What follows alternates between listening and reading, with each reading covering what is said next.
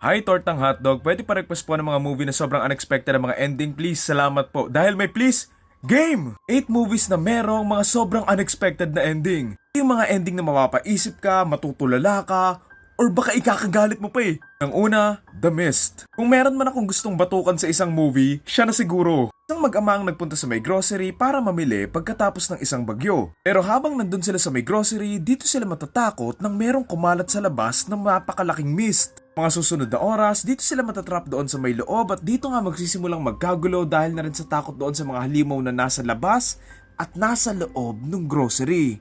Yung ending nito, nakalimang replay na ako, hindi pa rin nagbabago. Next, Barbarian. Dumating yung isang babae sa narentahan niyang bahay pero dito siya magugulat nang meron ng tao dito. Since nandun na rin naman siya at mukha naman ding mabait yung tao na to, nag-decide siya na matulog na lang din doon na isang malaking pagkakamali. Medyo maraming butas to pero yung twist nito within sa twist came out of nowhere. One of my personal favorite, The Game. Tungkol ito sa isang mayamang lalaki na naregaluhan ng kapatid niya para sa birthday niya na isasali siya sa isang laro. Ang una ayaw niya but eventually sumali din siya dito at dito nga magsisimula yung gugulo sa buhay niya. Mga susunod na araw dito niya gagawin lahat para makaligtas, makatakas at aalamin niya kung bakit nga ba siya inahabol ng mga tao na to.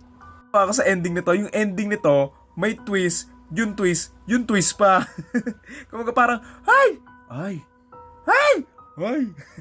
Next, Triangle. Grupo na magkakaibigan ang sumakay sa isang yate nang tamaan sila ng isang napakalakas na bagyo. Dahil dito lumubog yung yate pero buti na lang may dumating na barko na magliligtas sa kanila. Pagpasok nila sa may barkong to, dito rin magsisimula yung gulo nang may kung ano-ano silang makita at ma-experience doon sa loob ng barko.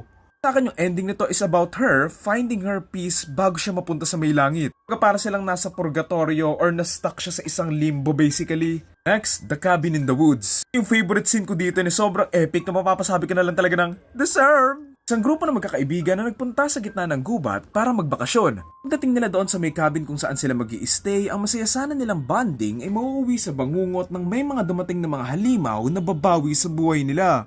Sobrang unexpected yung ending nito kasi ang laki pala ng twist nito na akala mo na mga normal na tao nang babawi lang pala ng buhay, tapos may mga monsters, tapos sa dulo may what? Next, The Menu.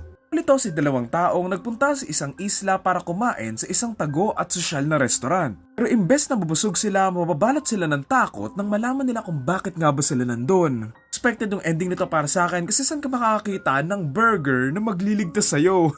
Next, Uncut Gems. Sobrang nakaka-stress tong movie na to. Ito sa isang lalaking nagbebenta ng mga kung ano-ano but mainly mga alahas. Dami din ang pera niya at para sa isang taong mahilig din sa mga pakaba, ginagamit din niya yung pera niya para sa pagsusugal na isang malaking pagkakamali na babago sa buhay niya. Medyo nakakainis at nakakagulat yung ending na to kasi yung akala mo, what?